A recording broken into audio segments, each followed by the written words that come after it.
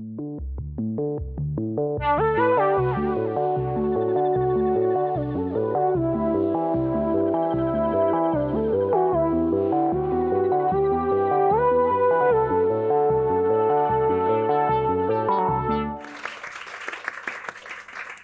you very much.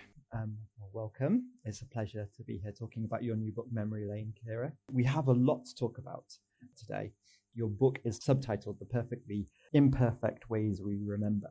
So I kind of wanted to start by kind of discussing this idea of, you go to great pains to highlight that maybe there's a bit of a disconnect between how good we think our memories are and how they actually are. Maybe how much we can retain, how much we even notice to begin with. Do you think that's true? Do you think that there is a big disconnect? I think there is. I think there's, as you say, there's a disconnect between how good we think our memories are and how they are. But I think there's even a bigger disconnect between what we think our memories should be able to do versus what they are able to do. That we have, I think, often very unrealistic expectations of our memories. I think it's that we have this idea that people tend to use metaphors to help them explain how memory is. And those metaphors are really influenced by kind of the technology of the day, So maybe people might, they would say when switchboards were the big new thing, people used to talk about memory like it was like a switchboard, or somebody pulls out a plug from one place and plugs it into something else and you get the memory. And now we often have people talk about memory like it's a computer. So people will talk about, that's stored on my hard drive. And I just need to access it. Or if you're a bit more old school, you might think of memory as being like a filing cabinet, or even like a library. You take a book off the shelf and the events are there. Or, not to keep laboring this, but another metaphor that people often have is they think of memory as being like a video. So you think of something from your past and you think, okay, I can just call up that memory. I can rewind it back and I'm going to see those same events in the same order every time. And I can keep going back and playing it over and over again like a movie in my head. The problem is none of those metaphors, they're useful. Though there are helpful ways for us to think about our memory in day-to-day life, but they don't actually reflect how memory really works. And I think the reason for that is that memory is fundamentally reconstructive. So what I mean by that is that when we remember something, we're not retrieving it. We're not going to the hard drive and double clicking on the file and there it is just where we saved it. We're actually constructing the memory. We're building it piece by piece. So we actually, in the book, we use the metaphor of the Lego tower. I love the metaphor. I like it because it's got depth. There's many different reasons why, I'm sure we'll come on to this, why a Lego tower metaphor is good. There's this idea of you can have a blueprint to your Lego tower. It's constantly remodeled. Sorry, I did interrupt you. Do you want to? Honestly, I can't remember. I've been using it for a long time. And I'm not even going to say with 100% certainty that I came up with it because it's totally possible that I plagiarized this from somebody who said it to me once before. I hadn't heard it before. Well, then I got that when we were writing the book, I had this fear that maybe I'd stolen this idea. So I did start Googling it and I couldn't find anyone else talking about it that way. But I, interestingly, have no memory of when the metaphor came to me. So I don't know. But I think the more I thought about it, the more I think it is a really good metaphor because essentially what happens when you're a neuroscientist, essentially what happens when we store a memory. If you're experiencing this talk this evening and, later on when you go to try and think about it, you're not going to have a video recording of everything I said. You're going to try and kind of pull back together all the different bits of this memory. So when you've stored the memory of tonight or of your child's first birthday or of the time you got in a car accident or whatever it might be, it's not stored all in one piece. It's broken down into little bits and it's distributed around the brain. And when we go to remember that event, what we're actually doing is pulling that all back together. Now, that's still a metaphor because, of course, what's happening is that we're changing synaptic connections in the brain. It's happening at a very kind of cellular neural level. And what that means is it has a few different implications. So one of them is that every time you go to remember something, you're not rebuilding that Lego tower from scratch. Okay, you're not reinventing the wheel. Okay, so if, let's say, for example, you went to the doctor this week and you had to go and get a prescription refilled. Okay, you've done that countless times. Okay, so you have a sort of a script in your mind about what a visit to the doctor is like. So when you go to remember exactly what happened this time when you went to the doctor, yeah, there's specific pieces of that memory, specific details that are individual bricks, but you already have a kind of blueprint. You have a mental guide of what that is like. So, I go in, I announce myself to the receptionist, I sit in an uncomfortable chair in the waiting room, there's terrible daytime TV on the TV, there's some really dodgy, dirty looking children's toys. My doctor's surgery is very clear in my head right now.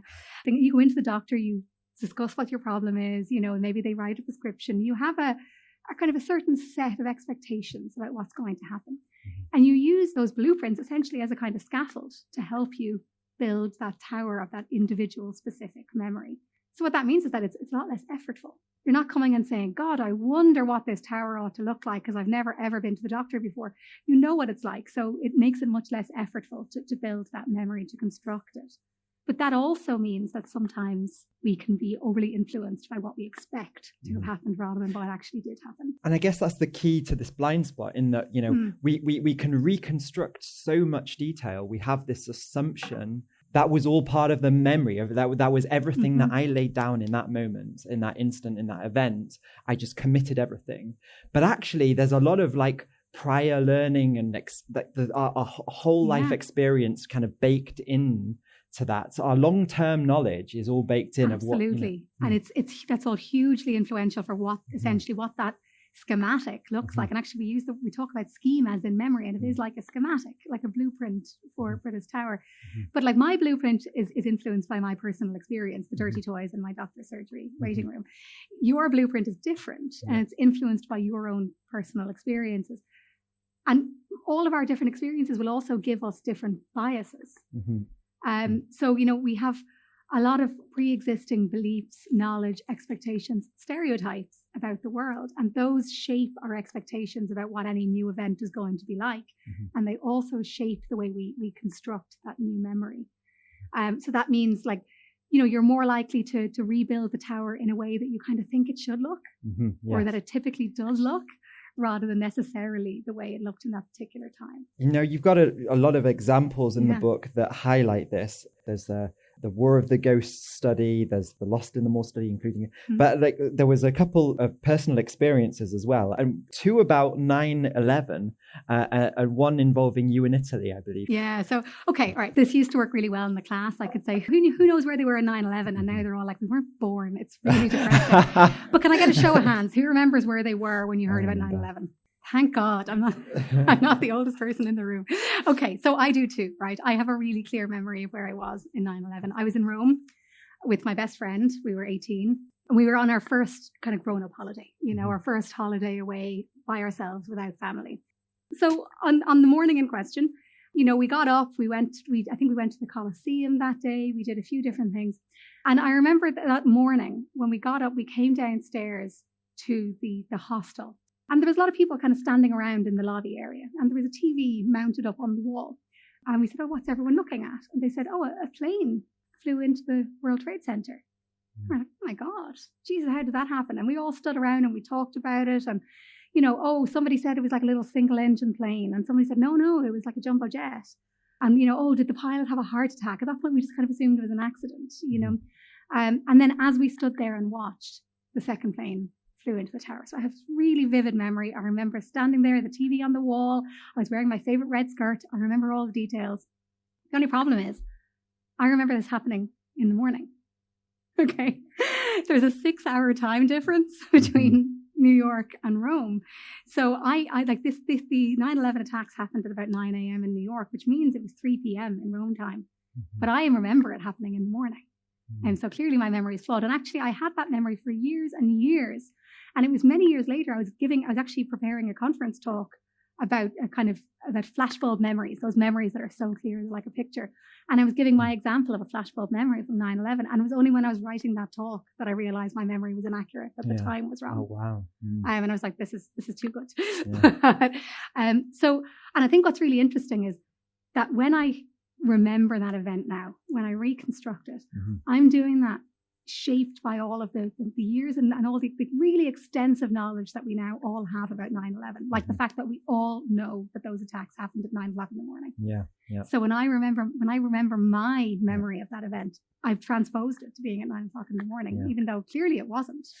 The key lesson here is that it's not just information that we've learnt before an event that contributes to the memory that we form, and it's not just the blueprints, but anything that we've learned afterwards can also retrospectively affect. Exactly. So again, to come back to our Lego tower metaphor, we say this is a bit like somebody hands you a little brick and says, hey, this might go in your tower, and you kind of stick it in there. And this is the kind of thing that we're all actually really, really vulnerable to. The 9/11 example is maybe dramatic, but there's lots of really, really very kind of just staid everyday examples of this. Probably the most classic example is, let's say you're a witness to a car crash, to a car accident, okay? And you see a car drive through a traffic light and hit another car. And then later on, a police officer comes to you and says, so, how fast was that car going when it sped through the red light? Now, there's two ways that your memory is likely to be distorted by that, because you've essentially been handed two bricks. The first thing is that the police officer said the car sped. So you're likely to remember that car as having gone much faster than it actually went. And the other is that he said when it went through the red light, and he said that really casually. But maybe you had no memory of what colour the light was. Maybe it was green. Maybe you just didn't encode that at all. But the likelihood is that now you'll remember that the car went really fast through a red light. So your memory will have been subtly distorted to incorporate those pieces of misinformation. And your memory has now been a little bit changed. So when you reconstruct that, and you're reconstructing your Lego tower, and somebody says, hey, here's a brick, you go, great, thanks. And you plug it in there. And now that's a part of your memory. And now when you go and recall that memory over and over again, maybe you're a witness in court, maybe you're telling all your friends and family about it. It's, this was your event of the week. I witnessed a car crash. And now you're telling this story over and over. And now your story includes a speeding car and a red light. This leads us perfectly on to examples of false confessions and people who it can be later proved who have done absolutely nothing wrong, but have confessed to something either in an experiment or outside of an experiment when they're in real life in a legal situation. So there are some very famous cases where this has happened in real life, that really, really distressing cases. There was a very famous case of a man called Billy Wayne Cope, who is in the United States. His child was assaulted and murdered in their bedroom. I think his daughter was murdered and raped in her bedroom. It was a terrible case.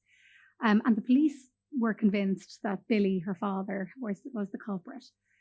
So they arrested him and they questioned him for hours and hours and hours and hours and hours. And they used all of these very suggestive techniques that astonishingly are actually legal. Like they're allowed to say things like, we have evidence proving that you did this, even when they don't.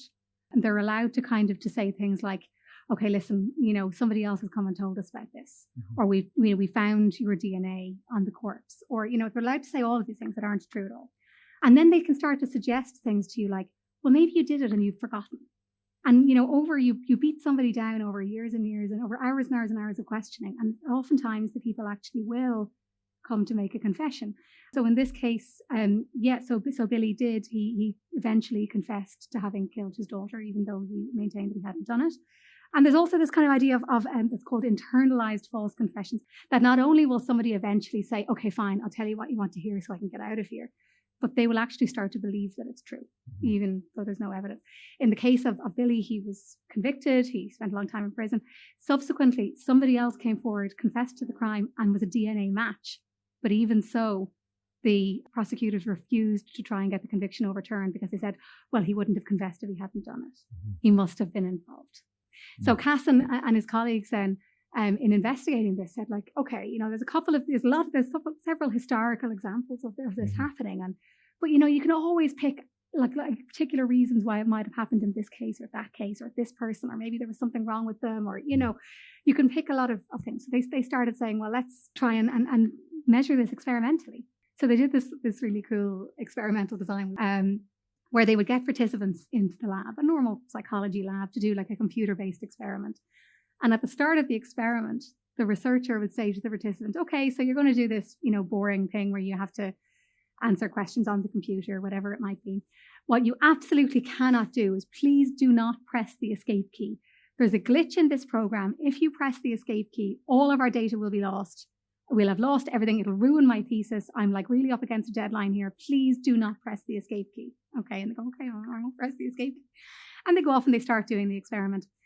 And after a little while, the experimenter comes in and goes, oh my God, what happened? You pressed the escape key. And the person says, no, I didn't. And they go, yeah, you did. My data's all gone. You have to have pressed it. And they're like, no, I didn't press it. I didn't. And they're like, well, you must have, because the only way this can happen, all my data is gone. The only way this could happen is that you press the escape key. And what they found is when they did this, about half of their participants ended up confessing to having pressed the escape key. And moreover, when they followed them up, they started giving all these justifications of how they did it. And they elaborated memories of how they must have done it. I must have been trying to press the return key and I pressed escape instead. They even changed the incentives, I think, to try. Yeah, so they did all kinds of variations. This is kind of, obviously with any of these things, they're not based on one experiment. There's multiple experiments. And they did all kinds of variations where they would say, like, even later on, they're like, okay, we're going to incentivize, we're going to pay you to just tell us 100% the absolute truth, what happened. And even then people maintained this false confession. So they had internalized it. They had really come to believe and to remember that they actually had pressed the escape key and ruined the data. And I think that when people hear about, false confessions, you think, how could anybody ever possibly think that they're going to think it's a good idea to confess? And the answer is that, well, it's actually a memory effect here where people might come to doubt their own memories. They're, not that there's true memories, but those memories actually change and morph and become. Yeah. And to be honest, we have that experimental evidence, but a lot of this is not extricable from judicial systems that allow investigators to lie to people and allow them to say, to give them false evidence. That when we now know that this actually can manipulate people's memories. And another thing that you, just on that you mentioned in the book that I wasn't aware of was this idea that lawyers in courts can also do something to manipulate. They can do, there's various things, there's kind of various like investigative techniques that you can use. So one of the things, of course, is just leading questions. Right, just straight up leading questions. So asking questions in such a way that it kind of implies the answer. So things like, how fast was the car going when it smashed into the other car? Really implies a lot of speed. And in fact, one of the very first studies of this was Elizabeth Loftus's work in 1974. One of the first studies of this, they showed people a video of a car accident. And then they asked them just really simple change. How fast was the car going when it smashed into the other car, when it made contact with the other car, when it hit the other car, when it touched the other car? The more active the verb was, the higher the estimate of the speed was. So like smashed was the highest, contacted was the lowest. And moreover, people who heard the word smashed, when they came back later, about a quarter of them falsely remember that there was broken glass on the scene, even though there wasn't, because the word smashed creates this mental image for you that there's broken glass. So you're filling in the gaps of your memory. And I think actually a key part of that, when we talk about all these things, all these kind of bricks going into your Lego tower, is that your tower has gaps. Your tower is not complete. Our memories have gaps. But when our experience of our memory is often of something very coherent, very complete, our brains just kind of fill in the gaps. Our brains do this in lots of different ways. You're looking at me now and you're blinking a couple times, maybe like every couple of seconds, but you're not aware of a sudden gap in your visual perception because your brain is filling that in. Your eyes are constantly moving. So there's lots of gaps in your visual perception, but your brain fills that in without your conscious awareness. And your memories do the same. They kind of fill in the gaps. They fill in the blank parts in our memories.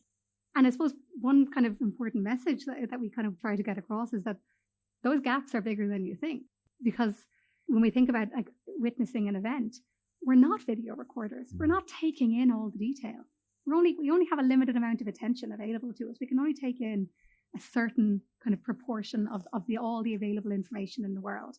And then we just kind of use our past experience to fill in the gap about what probably happened in the rest of the time. And most of the time, that works totally fine. That is absolutely fine. It does the job. It gets us through our days. But what it doesn't do is produce a veridical recording, exactly like a video. And you mentioned Elizabeth Loftus there, and every memory scientist is aware of Elizabeth's work.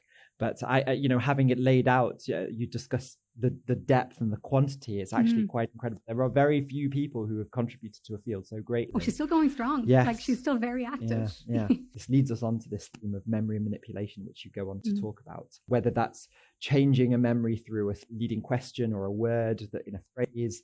And you even go on to talk about photographs that have been doctored, even deep fakes. I think that you and your colleague Gillian has done a lot of work on deep fakes. Yeah. So one of the questions that I had is, why is it possible for our memories to get remodeled in this way, right? How can this be a good idea? So, I mean, it is one of those things that like students will sometimes ask us is like, how could we possibly have evolved these incredibly flawed memories? Like, why would evolution have, allowed these really error-prone memory systems to have survived? Is it not really bad for us? Is it not really dangerous? And the answer that we give is actually most of the time, when what we think of as our kind of, error-prone memories, what that actually is a very flexible memory system. And most of the time, that's actually really valuable for us. So that thing of being able to kind of fill in the gaps, as I say, most of the time, that's actually a really valuable skill. Being able to know, okay, I don't remember exactly like where I sat in the doctor's office last time I went, but I know where I always sit in the doctor's office. So I don't actually need to remember that specific detail from that time because I can fill that in. So being able to do that is really, really valuable. Being able to kind of fill in the gaps, being able to adapt to information.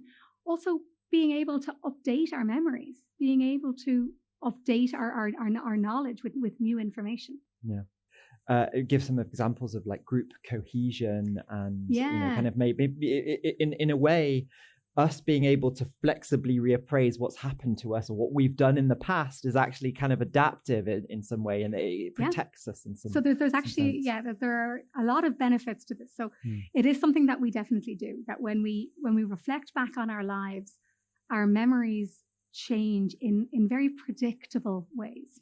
So in general, for example, we tend to have a positivity bias. We tend to remember our lives generally as being more positive than they were. We tend to remember more positive events from our lives than negative events. And we also we have this kind of little halo effect. We tend to remember ourselves as being kinder, more generous, cleverer, fairer, all of these kinds of things. So like, we tend to, it's like that thing of everybody thinks they're a great driver, and like a lot of that actually is a memory thing that we tend to remember all the times that everybody else was a terrible driver and we were very cautious, and we don't remember the time that we cut someone off on the roundabout because that doesn't help our self-concept. So we do tend to kind of remember these things in these very consistent ways. But there's a lot of evidence that this is actually really helpful for us. There's kind of good evidence that having this kind of positivity bias supports our mental health and supports us to kind of to be happier. So also it's a really nice line of work showing that a particular kind of memory distortion really supports good marriages. Oh, really? Yeah. So wait. What, can you elaborate on that? What kind of memory distortion is? So there's a couple of things. So like, there's a couple of really nice longitudinal studies where they follow people up like from newlyweds, then over kind of maybe like 10 years of their marriages, and they'll ask them at every 6 months or so, they'll ask them to rate how happy they currently are, their marital satisfaction, how happy they are in their marriage right now, and how happy were you the last time we asked you. And what researchers found is that people's actual marital satisfaction stayed steady. Okay, so they kind of tended to be, fine most of the time. But they tended to misremember their past marital satisfaction as having been worse than it actually was. So that's an exception to that thing where we normally remember everything nice and glowy. Because what it's doing is it's giving us this illusion of improvement. That if you remember, well, I'd rate it now as a 7 out of 10, but last time, it's only a 5, where actually it said 7 the last time as well. Yeah. Now you can tell yourself, we were going through a rough patch, but things are getting better. And the researchers found that actually, when they looked over this longitudinal data and looked at the predictive account of it, that the more people did this, the more likely their marriages were to survive. That's interesting. I would have predicted the opposite, I think. If you look at the world through rose-tinted glasses, even looking at your past, that maybe, but no, it's so in most cases, we do have rose-tinted glasses for our past. But when you're asking people to make that kind of reflection on like how things have changed, it's a different kind of positivity, or kind of positive spin. I see. That we're saying, things are improving. They're better now than they were before. You have this kind of sense of this perception of an upward trajectory, even if actually it's totally flat. So we touched on the legal context of how investigators can maybe bias the memories of people that they're questioning. Maybe this even happening in court. And In the book, you go on to talk about how this can have real effects on society, and in particular, kind of like I don't know whether this is the right word, but almost like a culture war that happened in the 1980s, was it? So the memory wars. Yes. What the memory wars. So this is it's quite a sensitive subject, and I think it's important that we kind of have a bit of nuance when we talk about this. So what the memory wars was kind of a period of history where there was a lot of debate about whether or not it's possible to repress memories and then recover repressed memories. So a lot of this, where this came about, was that there had been kind of in the 1980s going into the 1990s, there's this kind of increase in this kind of recovered memory therapy, where there were therapists who would claim that they would be able to help people recover repressed memories. And there were some really, really influential books. There was a book called The Courage to Heal that you might have heard of, that essentially would describe, here are the symptoms of how you might know that you have a repressed memory. And they were just things that like everybody would experience. Are some of your memories a little bit fuzzy? Are you not able to remember everything? Do you sometimes have a feeling like you're not totally happy with somebody and you don't know why? Like, they were very vague, and they were basically, and then there's a line in the book where they say something like, if your life shows the symptoms, then that means that you have a repressed memory of childhood trauma. They essentially said this in so many words. So a lot of people came to believe that they probably had repressed a memory of childhood trauma, and then kind of tried, either through therapy or through their own means, tried to recover these memories, and recovered memories of usually of sexual abuse by family members. And there were a number of criminal prosecutions arising out of these, where people were prosecuted for having kind of historical sex abuse cases. Now, before I go any further, I want to be really, really clear, because I think it's really important when we talk about this to be 100% clear that unfortunately child sex abuse is a reality. It happens much more often than we might like to think. And there's also a lot of reasons why people might delay coming forward with an accusation, all kinds of reasons, about shame, about fearing they won't be believed, all kinds of things. So I want to be really clear that when I talk about this, I'm not suggesting that people who come forward with claims of child sex abuse shouldn't be believed. The vast, vast majority of those are people who are remembering something they've always known happened, and they're only now coming forward to talk about it. What I'm talking about are a very small subset of cases of people who are saying, this is something I never had any memory of, but I've now, as an adult, recovered this memory of something that never happened.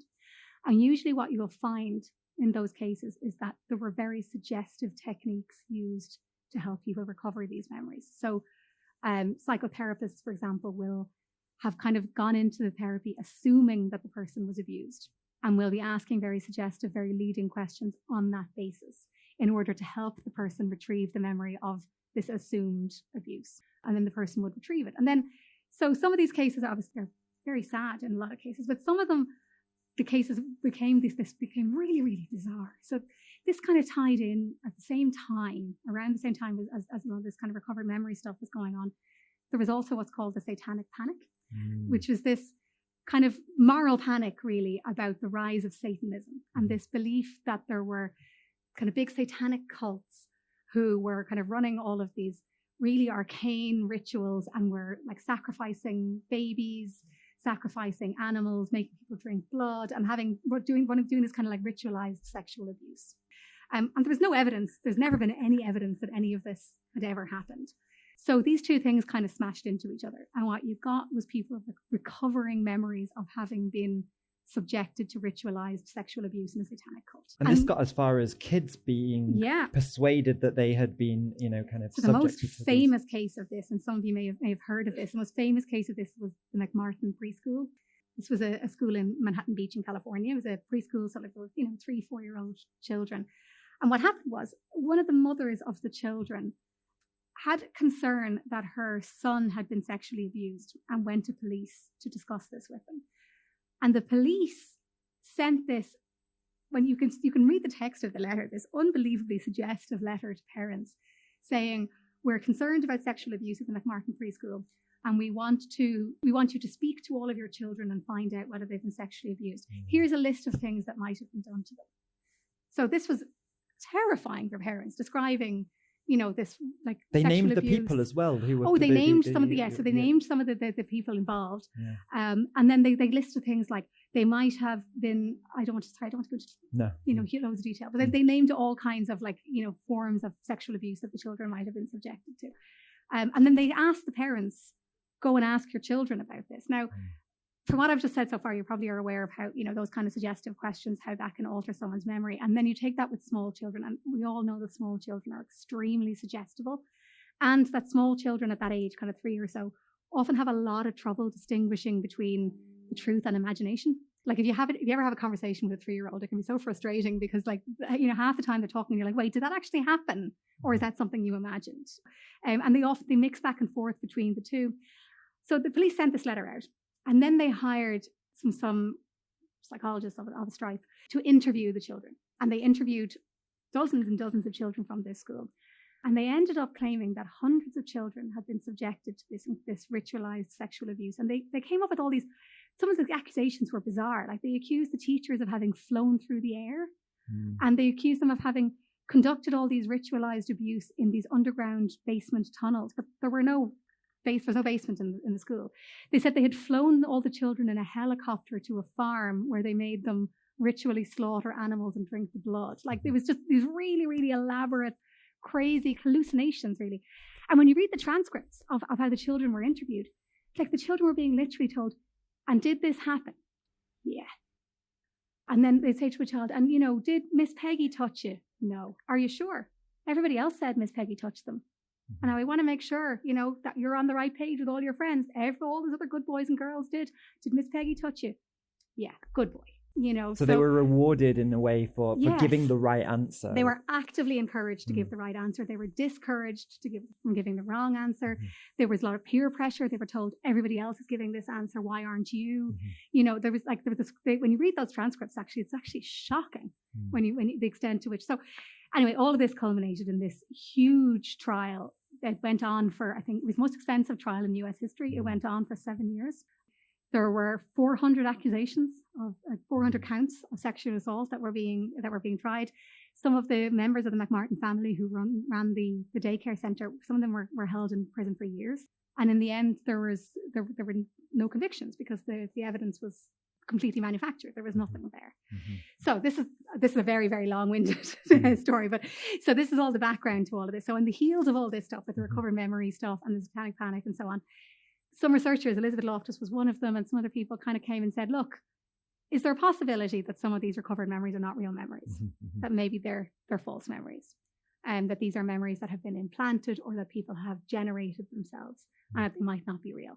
And this kicked off a war, essentially, we call the memory wars, where there was this kind of huge debate between sort of the psychotherapists who were saying, no, recovered memories are real, and memory scientists who were saying, well, not only do we have evidence that these kinds of false memories can emerge, but also there is no scientific mechanism that explains repression. It doesn't fit with what we know about how memory works in the brain. It has its roots, as you mentioned in the book, in kind of Freudian psychoanalysis, which these days most of us wouldn't be considered not to be scientific, in that it doesn't follow the scientific. Like it's this kind of idea of there's a lot of this notion. It's still kind of popular today.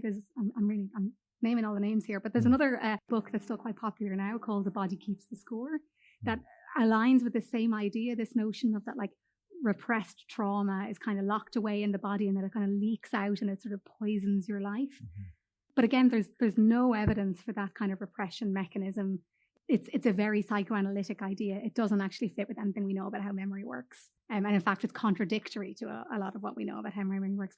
So like memory scientists are all on the same page about this, that like repressed memory is not a thing. It's not real. Now, that's not to say that forgetting doesn't happen. And that's not to say that you can't remember something you'd totally forgotten about. I mean, of course, we all do that all the time. But there is normal forgetting and remembering mechanisms that have nothing to do with this kind of hypothetical repression mechanism that there just is no evidence for. And we've talked about maybe the memories of people who are the alleged victims of abuse or crimes, but you go to great pains to stress that actually it's not just about the victims as well. It can also be, there's nothing to suggest that the memories of perpetrators aren't also susceptible to. Oh yeah, absolutely. I suppose, okay, there's two things to say. The first thing is, like, when we talk about, the harms of these kinds of false memories, obviously it's very easy to talk about the Billy Wayne Copes of the world and people who've been falsely accused. But I think it's also really important to note that, say, those children who developed memories or people who've developed memories of these kind of abuse, that's incredibly traumatic. Yeah. The fact that the memory is false doesn't mean that it's not a traumatic thing to believe and to feel, like it definitely is. So I think it's really important that we acknowledge that there are people who are undergoing a very difficult time, and we need to address that very sensitively. Mm-hmm. The second thing there is I think we've been doing some work recently looking at memories of people who are accused of a crime versus people who are accusing somebody else of a crime. And the background to this is kind of comes from sort of, what are called like he said, she said cases. The kind of case where, say, the classic example would be two young people, maybe students, they go to a party on a Saturday night. And at some point over the course of the night, they have sex. And the next day, one of the pair feels that they were sexually assaulted, feels that they did not consent to the sexual activity, and maybe makes a complaint to the police about it. If that case goes to trial, there's very rarely a possibility for an external witness. Mm-hmm. So usually you're relying on the memories of the two parties. And if that happens, there will often be an expert witness called to testify about memory. And what they'll do is they'll talk about all this stuff I've talked about this evening about eyewitness memory. And they'll talk about how, well, the memory of the complainant might be distorted by leading questions from the police. It could be distorted. Maybe if they were drinking alcohol, their memory will have more gaps in it. There can be all kinds of errors in their memory. And the witness will be there to kind of essentially to try and prevent a miscarriage of justice and to try and prevent somebody being falsely convicted. But what often happens then in these cases is that how it kind of ends up turning around is that it often nearly becomes that the putative victim, the complainant, is the person who's on trial. It's their memory that's being grilled. Yeah. If I accuse somebody of a crime, that now I'm on trial and I have to justify myself and I have to defend myself. So we were thinking about this, and I think it's interesting that expert witnesses always tend to be called on the part of the defense, but never on the part of the prosecution, or very rarely on the part of the prosecution. So we started doing some work. We're saying, right, do we actually have any reason to think that the memory of the complainant is any more susceptible or more suggestible than the memory of the accused? So we started doing some research looking into that, and to make a long story short, essentially we found that both parties are equally susceptible. We're all susceptible to memory distortion. We're all susceptible to taking those bricks and putting them into our Lego towers. But the fact that you have made a complaint against somebody doesn't make you any more susceptible than the person who has a complaint made against them.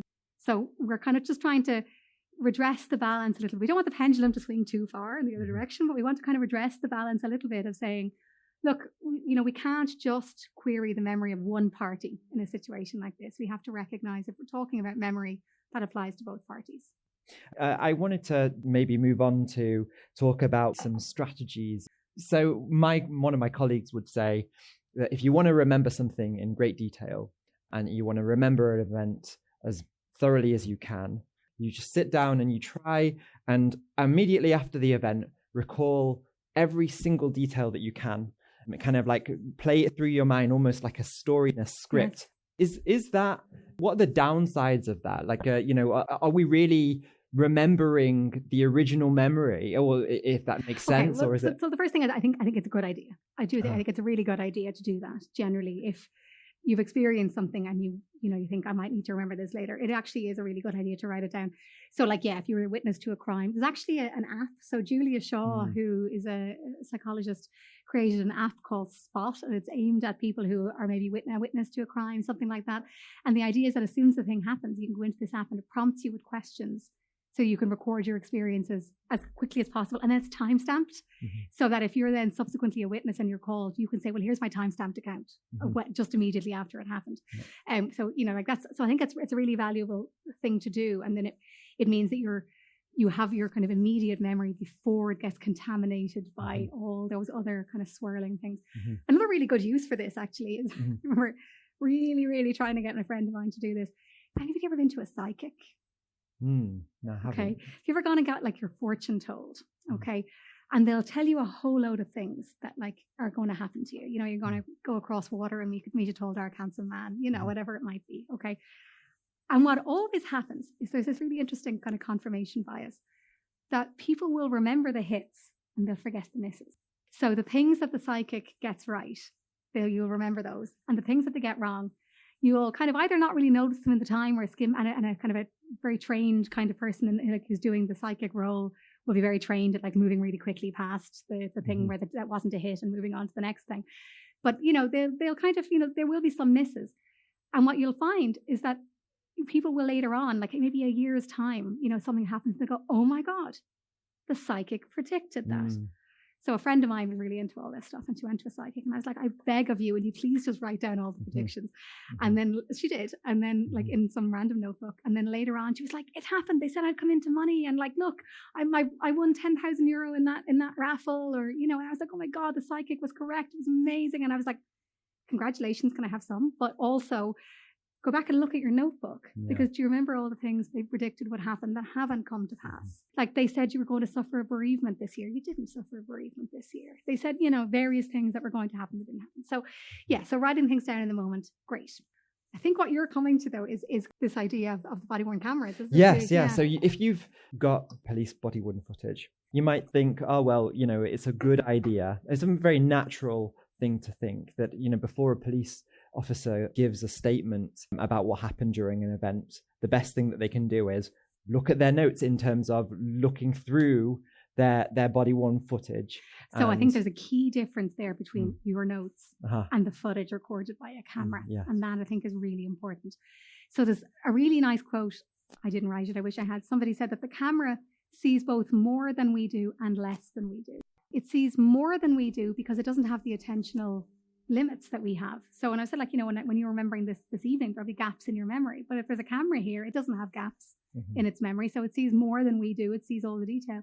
But it also sees less because it has a narrow frame. So like if I'm standing here and I've got a camera on my chest pointing over this way, the camera is seeing this angle. But I'm turning my head. I'm seeing things over here. I'm seeing what's coming behind me. I'm hearing things behind me. So there's lots of information that I'm privy to that the camera isn't privy to. And equally, there's information the camera is recorded that I have not recorded in my mind. It kind of goes both ways. So it's becoming increasingly common for police officers to wear body-worn cameras, for a lot of good reasons. And one of the things that will happen is let's say something, so there's an officer involved shooting.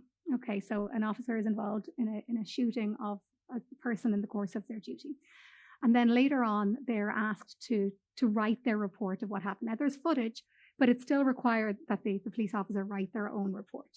Just like Sam said, you might think, right, well, the best thing to do here is going to be to look at the footage first, right, and then write down my memory of what happened. But actually, there's good evidence that they shouldn't do that.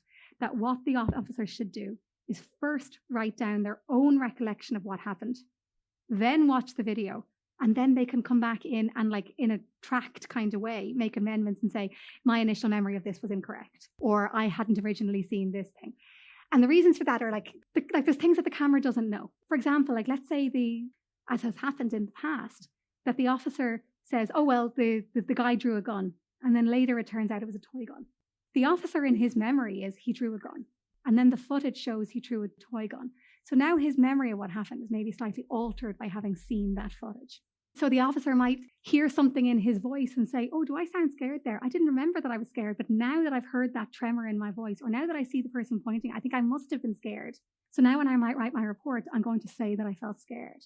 Or I'm going to, in various ways, not necessarily in any kind of intentional or malicious way, but my memory of how I actually experienced the event will be altered by what the camera saw, which is, again, different to what I experienced.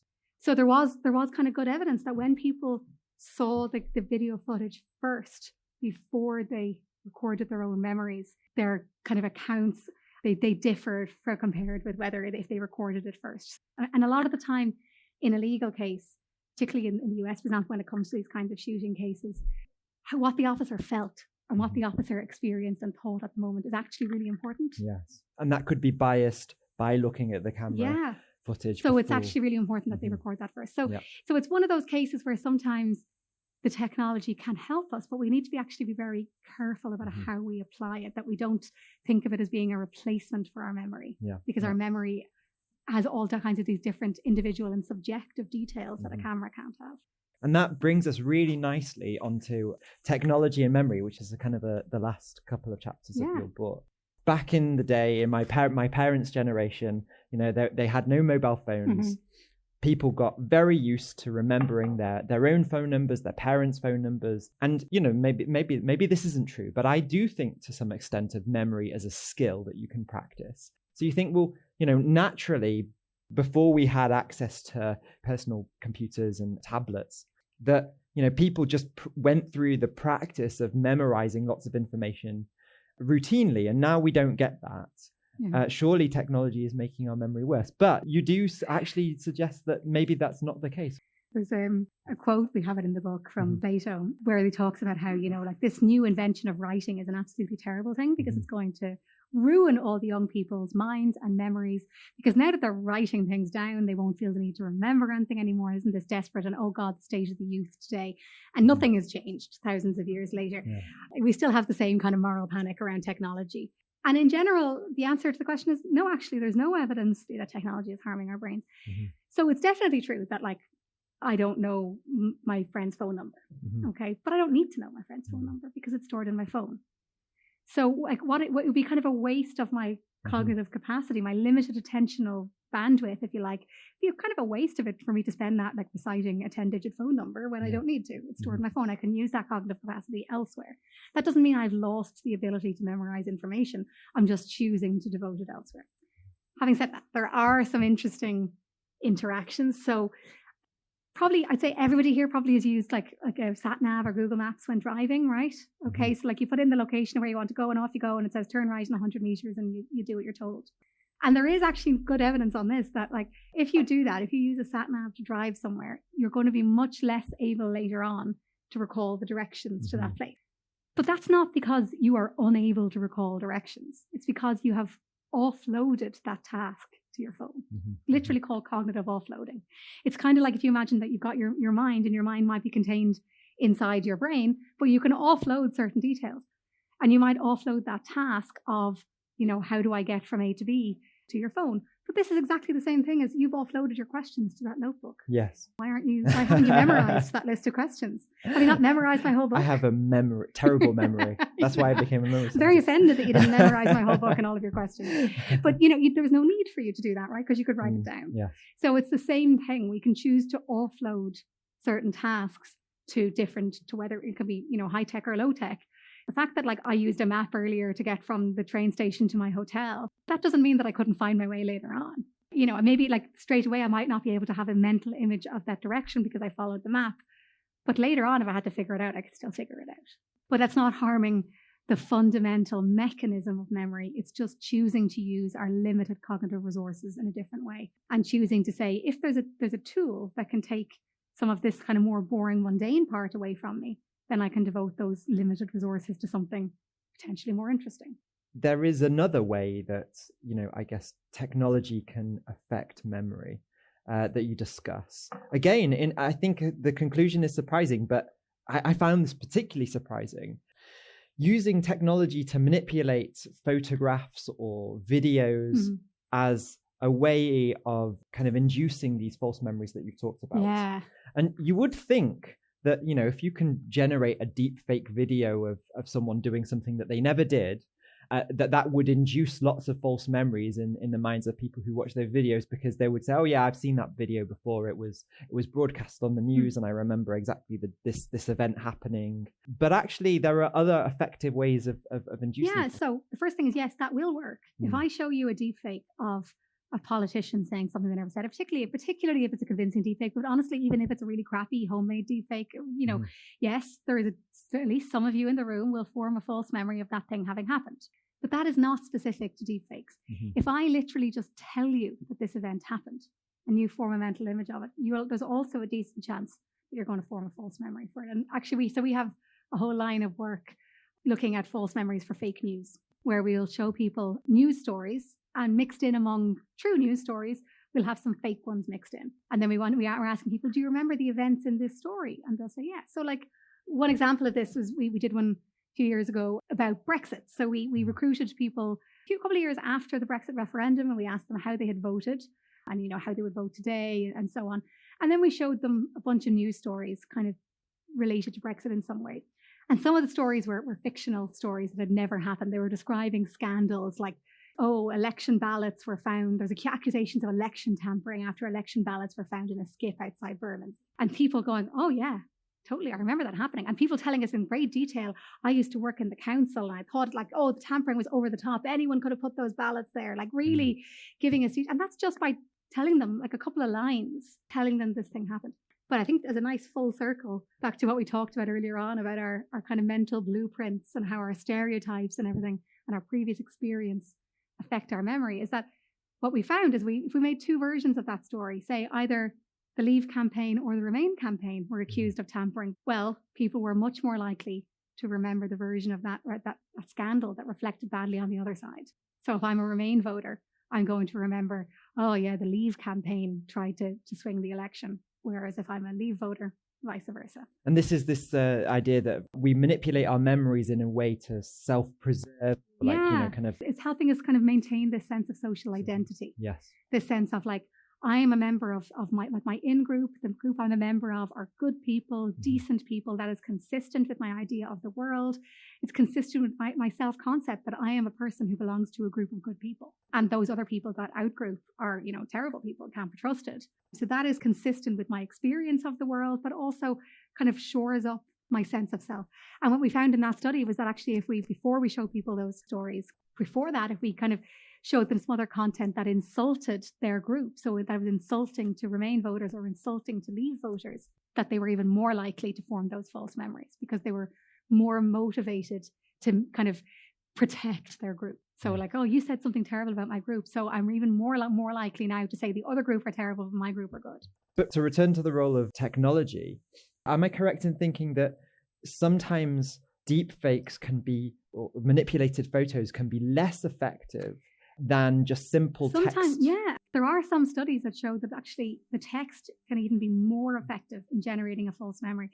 I show you a doctored photograph and I say like, do you remember this? This is when you were 6 years old and you went on a hot air balloon ride with your Auntie Mary. And I show you a photo of you doctored into a little, like in the basket of the balloon. And then you kind of start to think about this and you generate this memory of having been on this hot air balloon ride. It never happened, but you generate a memory of it. So there was nice work showing this. You can give people these doctored photographs and they will remember having been on this hot air balloon ride. But then there was a really cool follow-up study that said, okay, we'll do that. But for another set of participants, we won't show them a photograph. We'll just tell them it happened. We'll just say, when you were 6, you went on a hot air balloon ride with your Auntie Mary and it was a windy day or whatever. And we'll just give them a couple of lines and we'll describe it to them. And what they found was that those people were even more likely to falsely remember the hot air balloon, which seems counterintuitive, right? You think the picture would make you go, oh, that really happened because I can see it. But there's something about having to create that mental image. You're literally building that tower. Yeah. That active process actually leads you to that kind of memory construction and actually can result in even more false memories. Thank you very much. That was so interesting. Is there any evidence at all whether hypnosis is able to make you recall things with more accuracy than not having been hypnotized? It's a really good question. And I'm sorry to tell you, it's the opposite, that hypnosis actually makes you very suggestible. So this is actually part of this kind of where a lot of this recovered memory kind of stuff comes from. A lot of that was people who had undergone hypnosis. And then it would be to try to undergo hypnosis, and what hypnosis is essentially is a very suggestible state. So if you think about all those kind of magic shows, where a mentalist kind of where somebody persuades someone to cluck like a chicken or, whatever it might be, that is essentially what hypnosis is. It's putting you into a very suggestible state. And when you're in that state, this memory construction process is a fundamental part of how memory works, but it facilitates that. It makes it even more likely that you will construct these mental images and that you'll build a memory around it. So actually quite a lot of those kind of false accusations arose out of hypnosis. Thank you, Ciara.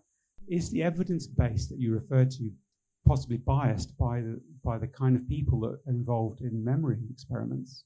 Do you mean by the participants? By the participants. I mean, maybe the kind of people who get involved in experiments are probably not the kind of people who have experiences of trauma.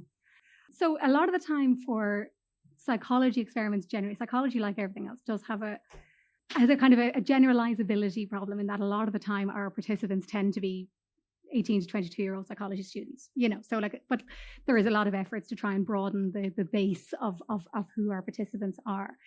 That said, there's also work that has been conducted explicitly with people who have been sought out because of they would sign up on the basis of having had traumatic experiences and so on. So a lot of the time would be people who are explicitly actually convinced of the reality of that, and the evidence just isn't there.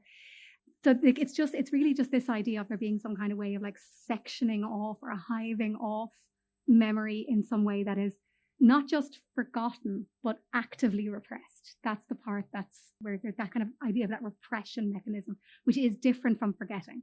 That's where there isn't the evidence for it. There's tons of evidence for forgetting.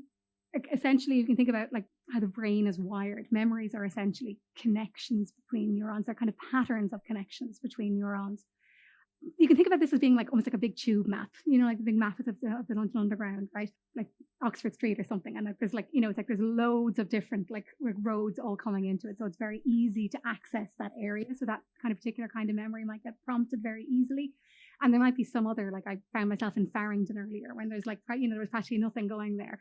So you might find something where there's only maybe one road going out there. So most of the time you're not going to have recollections or experiences that are going to trigger that memory. Okay, so you might have forgotten about it. It might have kind of fallen off your radar. You're not aware of it. And then something happens that triggers that memory and it reminds you. And it might be something you haven't thought of for years and years and years.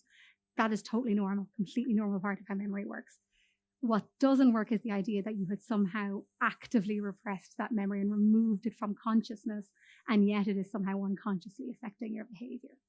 So there's definitely, I think, a really good question about the generalizability from participants. And I think that's something that there's been a lot of work on generally, trying to have a more diverse participant samples. And that includes globally diverse samples as well.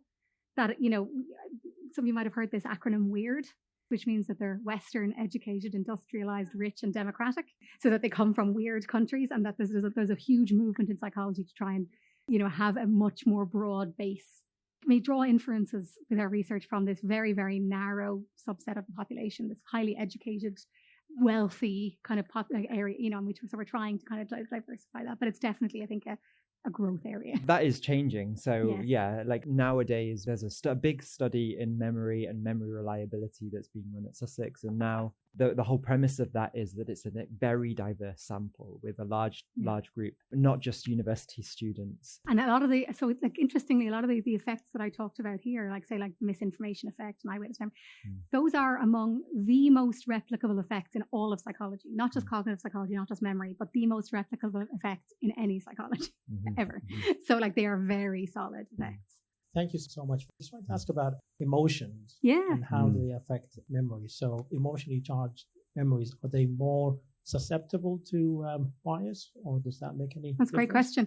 So so emotion is a really important component of memory, and it affects memory in a lot of different ways. One of the things it can really affect is that kind of sense of that confidence that we have in a memory. So it can make us like that sense of like, say, like that 9/11 memory, like that really vivid flashbulb memory. So it can make us have these memories that feel really, really, really vivid. And we also often tend to have very high confidence in those very emotional memories. But they're actually just as susceptible to distortion as other memories. So like, the people will have this very high confidence and I know exactly where I was. It was actually a really cool 10-year follow-up of people from 9/11. This I don't know, how did they manage to do this? The Hearst study, do you know this one? Yes, I do, yeah. Where they got this together, where they collected data from thousands of people within a week of 9/11. And this was before online data collection. Like they were out on campuses collecting people, and they followed them up for 10 years.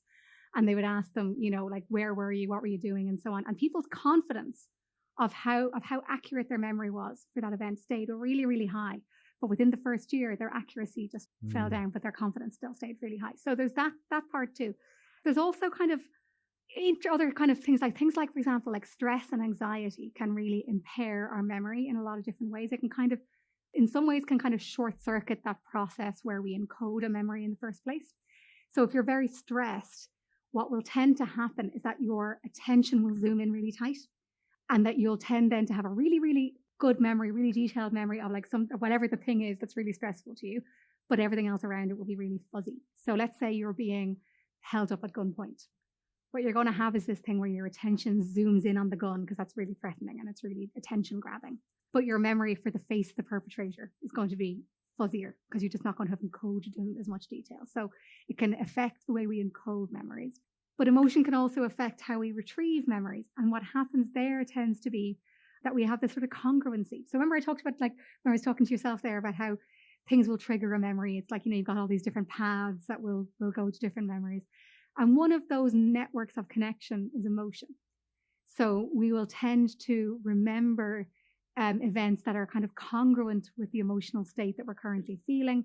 So if I'm currently feeling happy, I'm more likely to remember happy events. If I'm feeling sad, I'm more likely to remember sad events. It's one of those things where, like, when people get kind of depressed or get people can get into this very negative spiral where they can only remember negative things, and they really struggle to remember positives from their life. And it's that thing of those connections where you get this kind of congruency effects where we tend to jump from one node in a network to another, and those nodes are connected by similar emotional states. So lots of different ways that emotion affects our memory, but really, really tightly interconnected with it. How much of a problem do you think it is in terms of incorrect memories in the law courts and unsafe convictions? So it's actually kind of hard to know in some ways. So I will say that in most jurisdictions, things have improved a lot. So most jurisdictions have now taken account of a lot of the flaws in eyewitness memory and how those can affect, like testimony. So things like, for example, a lot of the work on like how we identify faces and all the kind of the factors that affect that have really influenced the way in which, say, lineups are constructed and the way people are kind of given a lineup of people. And like there's a lot more control over those things now. And, but there are still a lot of things that are allowed. Like, you are still allowed to ask leading questions. You're still allowed to, in some jurisdictions, not others, you're still allowed to straight up lie to the accused, things like that. And the problem is that a lot of that stuff are things that happen well before, often years before anybody ever sees a courtroom. So a lot of the things that can end up distorting someone's memory happen when they first encounter the police, when they're during their first interview, during subsequent interviews. By the time somebody gets into a court and is telling their story, that story is so well rehearsed. They're not really remembering the event. They're actually just remembering the story they've told about the event so many times. So it's really, really hard to actually put a number on it. There are things we can try and do. So there's been a lot of improvement in interview techniques. So assuming you have, that people are interviewing in good faith, there are techniques that can be used to try and induce and get people to report their memories in reliable ways that are going to be uncontaminated. And a lot of kind of police and investigations will use those methods, where they try and ask people to use techniques like context reinstatement, where they'll ask somebody to kind of put themselves into the place and imagine what it is, and they'll ask them to describe what's happening, but in using very open questions, not using directed leading questions. There is evidence that they really help, but again, we often don't really know what's happening kind of maybe off the recording, what's happening when somebody kind of has an informal conversation with somebody. One of the huge things that can happen with false identifications, for example, is that somebody might kind of show you a photograph and say, is this the guy? And you go, oh God, I don't know, I don't think so. And then later on you're brought in and there's a lineup and it meets the criteria for a lineup. The guys are all the same height, the same weight, the same race. They all have similar characteristics, but one of them just kind of looks familiar, but you can't place him. So he looks familiar. You can't quite place him and you think that must be the guy. He's the guy who did it. And now you start to feel confident he's the guy who did it. But actually, he's not the guy who did it. You recognize him from the photograph that you saw earlier. Something called source confusion. You're confused about the source of that memory. So a lot of that kind of thing can happen and isn't recorded. So it's very hard to know. So I'm sorry, that's an unsatisfactory answer, that we don't know. It really is the answer to that. I liked an analogy that you used in the book in a forensic investigation. There's this idea that you don't want to contaminate the scene of a crime. Mm-hmm. And I think hopefully people are becoming increasingly aware that you also don't want to contaminate the memories of the victims of a crime and the suspects as well, potentially. Yeah, absolutely. And that's why things like this called the cognitive interview is this technique that's very effective for getting uncontaminated memories, assuming that it's employed appropriately and in good faith. But a lot of the time what will happen is that you might have an investigator who is convinced that they know who did it. And then you can also see things sometimes that aren't even verbal, that are kind of unintentional cues. Like there's a nice study looking at these kind of unintentional cues. Like if somebody says, and was the guy was he wearing any jewelry? versus, and was he wearing any jewellery? So points to his wrist versus points to his finger. Person is more likely to say, yes, he was wearing a watch, or yes, he was wearing a wedding ring. And it's just a non-verbal cue of whether he was pointing. And that's the kind of thing. So in that experiment, they were doing it intentionally, but it's the kind of thing that somebody might do without meaning to. You know, maybe, for example, the investigator happens to know that the person that they have in mind is married or wears a very elaborate wedding ring. So he kind of goes, so he asks, and was he wearing any jewellery? Which is a very open question, but he does it by pointing at his finger. And now the person essentially knows that the correct answer is, yeah, he was wearing a wedding ring. So there is kind of a lot of very subtle ways that can happen. When you're talking about false memories, a lot of the examples are very individual. I was wondering, when there's memories that like hundreds or thousands or millions of people have, like the Mandela effect, is there explanations for why that is? The Mandela effect is kind of more of like it's more like a pop psychology thing rather than kind of really being directly investigated. The Mandela effect is this idea where people all have a kind of a common memory. So the name came from this idea that a lot of people were convinced that Nelson Mandela had died many years before he actually died, and they all maintained that they had a memory of this. Another one is things like people remembering that the cartoon guy in Monopoly wears a monocle, he actually doesn't. Things like that, okay? But everybody kind of remembers this, even though it's not true, and they become convinced that it's true. There isn't really much in the way of like good evidence directly investigating that. But a lot of the time what it tends to be is often people are all saying, yeah, I remember that too. That's sort of contaminated by somebody having said, hey, do you remember when Nelson Mandela died in 1986? Yeah. And people go, yeah, I remember that too. And they, well, he didn't. Oh, so like by asking the question, you already contaminated their memory. So there are some studies that have actually tried to directly test the Mandela effect with other stimuli and find the effects are actually much smaller than, but they're the same as kind of normal false memories, if you like. I guess that there is another potential explanation that I think is talked about with the Mandela effect, which is it's about what we were talking about before, the blueprints of a memory, the schema. You mentioned the monocle. If you have a lot of expectation that a particular character has a particular feature associated with their appearance or whatever, then you're gonna, remember that. You're not recalling every visual detail when you remember what does the Monopoly Man look like. You're going to be drawing on one of those blueprints, on one of those schemas in order to kind of remember what their appearance was. And I remember a specific study. I can't remember who the authors, but what they were doing was they were looking at images like this that caused the Mandela effect and manipulating them, making them more like the schemas that caused the effect by putting the monocle on the Monopoly Man. And people, when asked to choose between the manipulated image and the original image, they're more likely to choose the one that really adheres to their schema, to their long-term accumulated knowledge, and even if it's incorrect. It's like the same thing of like if you watch some grainy footage of a bank robbery, and then later on I show you some photographs of the guy from the robbery, and in one of them he has a balaclava, and in the other one he just has like a black hat, like a balaclava rolled up.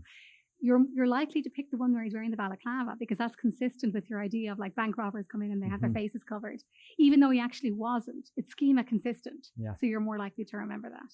So if you have this idea of like, oh, the top hat and the cane and the monocle and all that, they all go together. Those are elements of that kind of costume that they fit in your mind of that.